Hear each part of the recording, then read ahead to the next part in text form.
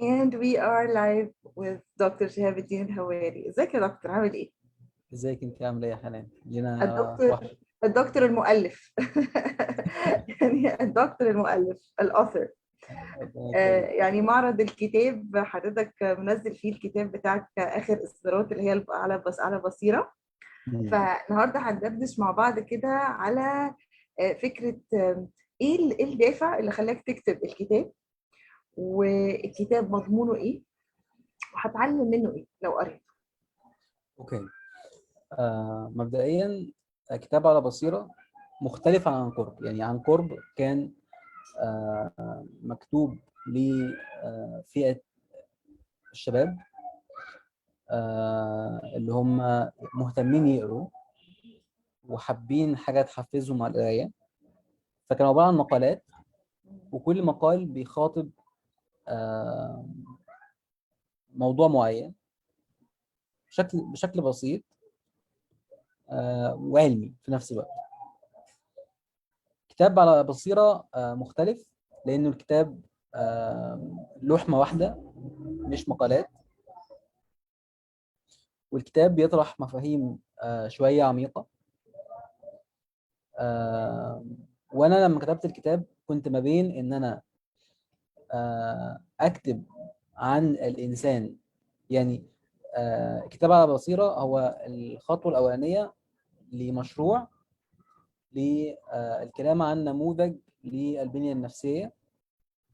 فعلى بصيرة هو بيتكلم عن الإنسان ولسه، أو عن الأنا، ولسه إن شاء الله بإذن الله يكون في عمل آخر عن الأنا والآخر.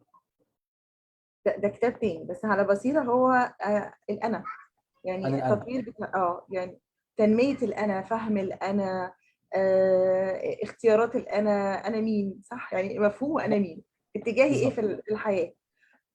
بالظبط. طيب. طب كان على قدامي. يعني كلمة على بصيرة يعني رايحة ناحية awareness، إن أنا أبقى واعي وعندي بصيرة بأقوالي وأفعالي ومشاعري والحتة دي كلها. بالظبط.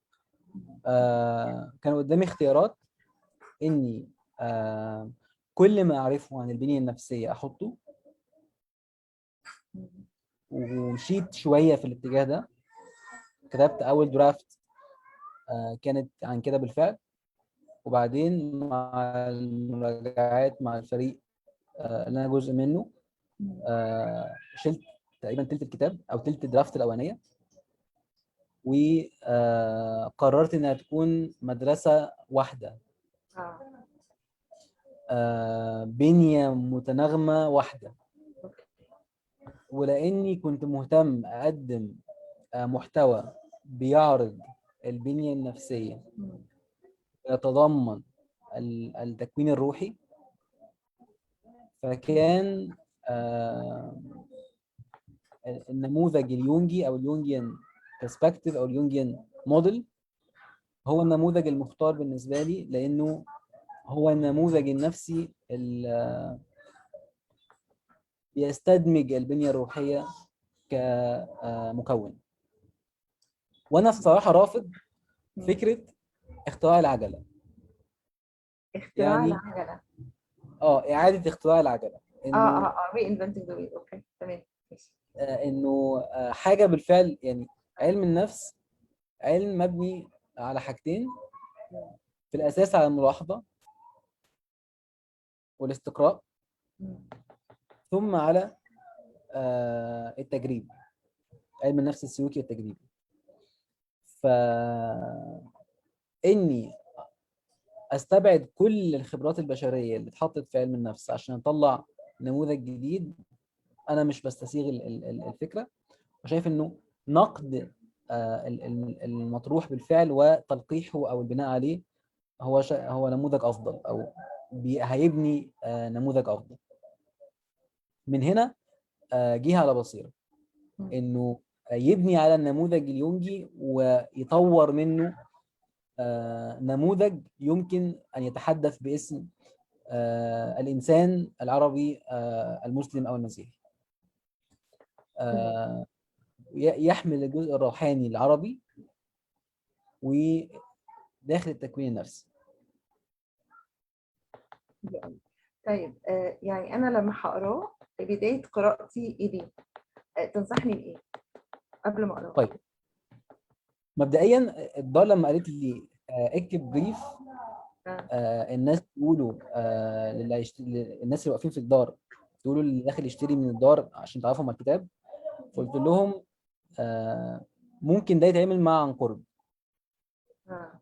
بس مش هينفع يتعمل مع على بصير، اه. لانه عن قرب مفترض انك ما عندكيش مع اي باك جراوند عن الكاتب وعن اسلوبه، وهياخدك من البدايه فروم ذا سكراتش، من مم. من البدايه وهيطلع. اما على بصيره لا، محتاج انك تبقى عارفه الكاتب وعارفه اسلوبه مم. وهتمشي معاه الرحله. اوكي. الكتاب بيمشي ازاي؟ آه، خليته يمشي بشكلين بس هم متناغمين. مم. حاجه اسمها رحله البطل. رحله البطل، البطل. رحله البطل، اه الباطل. رحله البطل، البطل هيروز الباطل. جيرني.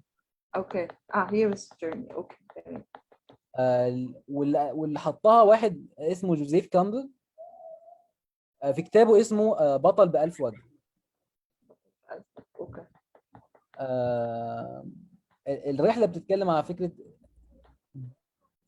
اسطوريا ونفسيا كاركيتايب او كموديل البطل بيتبني ازاي، من اول الاستماع للنداء او حصول النداء والانفصال والسقوط يعني الرحله اللي الشخص بياخدها، واللي اتجسدت بوضوح في فيلم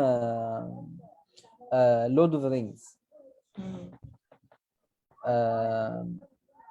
النداء، الانفصال، والرحله والحلفاء والسقوط والتكوين الاحلاف ومواجهه الوحش في النهايه والعوده، وهي سياقات نفسيه او فيزز نفسيه، بس لها بعد اسطوري اتعبر عنه في كتيره وكتبوا جوزيف كامبل. زائد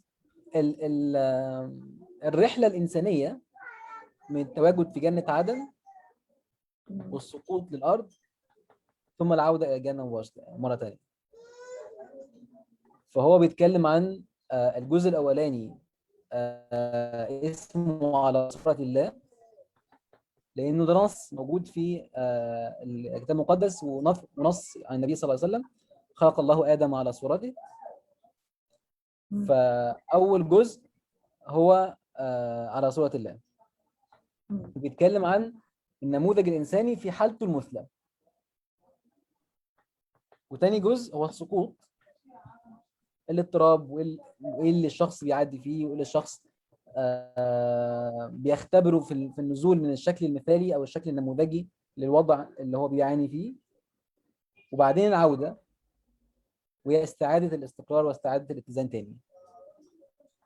مم. فدول الثلاث يعني اجزاء. أكنه زي مثلا الواحد بيقع سقطات في الحياة، بيقابل بتحديات، بيخش في أي مشكلة أو أي تروما أو أي حاجة، وإزاي يرفع نفسه تاني وينتصر أو يعود تاني. بالظبط. فاللي هي الحياة وده فيها حاجات حلوة وحاجات وحشة، إزاي نقدر نفهم نفسنا هنا، نفهم نفسنا هنا، ونتطور إزاي. وعشان كده قلت هي رحلة البطل. تكوين الأنا أو رحلة تكوين الإنسان أو آه. البطل. آه. صح.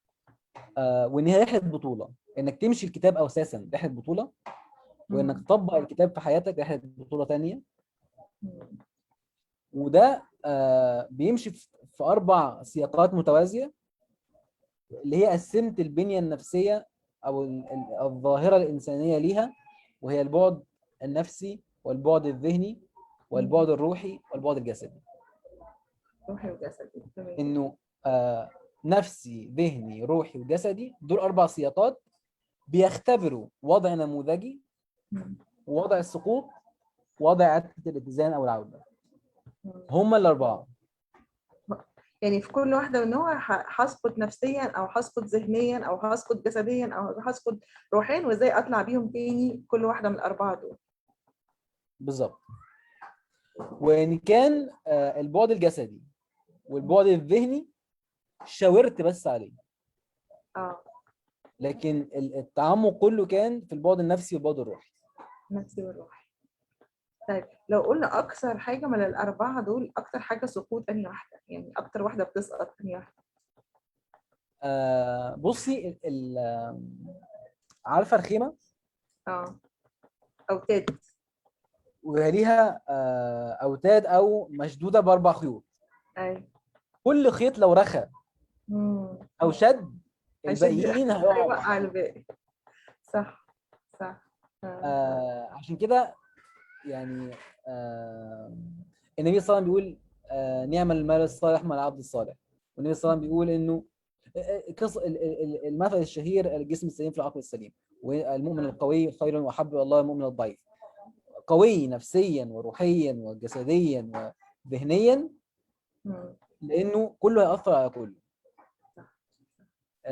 وهنا كنت بخاطب وبعالج فكره هل الشخص لو هو متدين ومؤمن هيجيله اضطراب نفسي ولا لا. مم. الاضطراب النفسي هو سقوط في البعد النفسي، مم. والايمان والصلاح الروحي هو ارتفاع في البعد الروحي. فالاثنين في بعدين مختلفين. مم. وان كان السقوط في البعد النفسي هيشد على البعد الروحي، فالشخص هيكون قادر، حاسس انه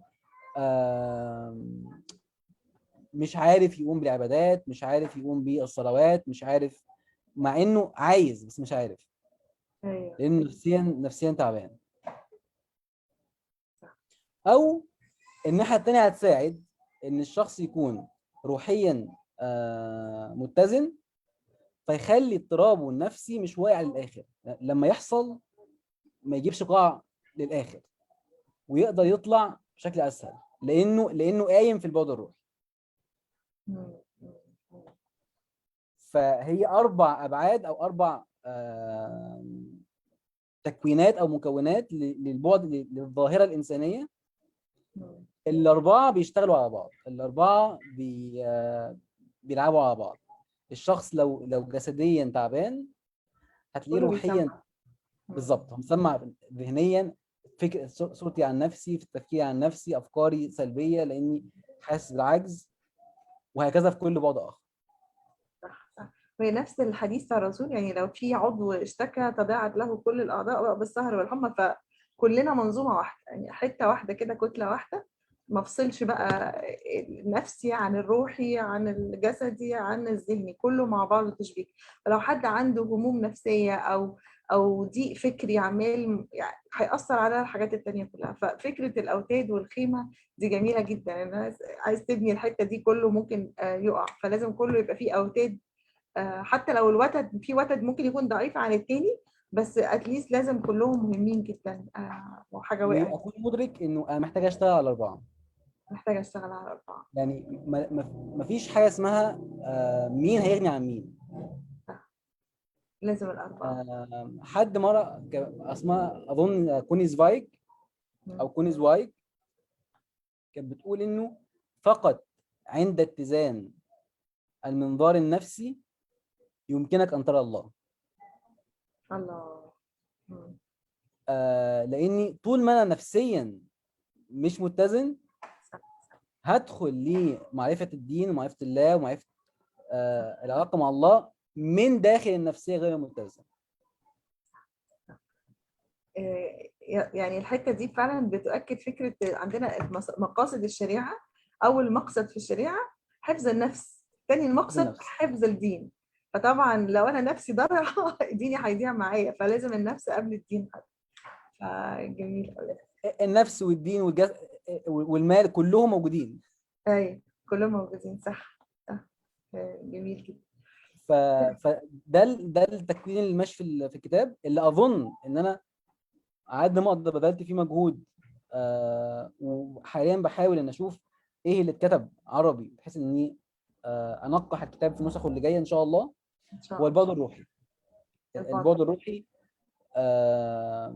من كتابه نفسيه.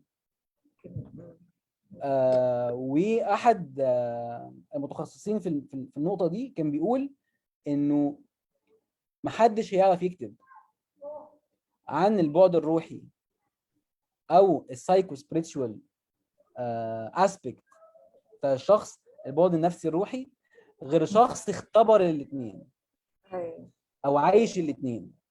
صح. ومش هينفع حد يكون عايش واحده منهم وقرا عن الثانيه. يعني لازم مش هينفع تجربه في يكون الاثنين. هو نفسي، لازم يكون له تجارب في الاثنين. صح صح. وعشان كده هي اقرب ما تكون محتاجه مشروع يعمل الحته دي، خاصه وان احنا بنعيش سواء في الوطن العربي او في الغرب حاله من النفور. وان كانت شويه في الغرب الدنيا بتتحسن، بس لسه في الوطن العربي بتتحسن برضو، بس يعني قدامنا شويه. حاله من التنافر ما بين المتحدثين باسم البعد الروحي ومتحدثين باسم البعد النفسي، جميل جميل. وكأن طيب في حاله تحسس ما بين الاثنين. صح صح. وفي اتجاه هي جامد جدا ان ناس كتيره قوي متدينه بتدرس علوم النفس والحته دي عشان ياخدوا التجربتين مع نور بعض. بريدج. يعملوا البريدجنج ده ويفهمونا نفسنا اكتر واكتر يعني. طيب الكتاب جنب حضرتك دلوقتي، يعني جنبك كده على اي لا معاك؟ احنا حاليا مش في البيت، عاملين هوست، اجيب لك الصوره بتاعته. كو هوست قصدي. ايوه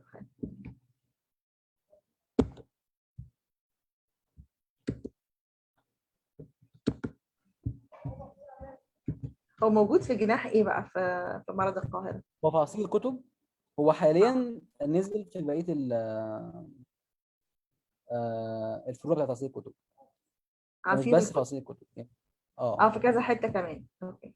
كل فروع فصيل الكتب بره المعرض بقى موجود فيها. موجود فيها. اه وده تصوير استاذه خلود خشبه، بس مم. انا بدور على الصوره بس ان شاء الله هوصل لها.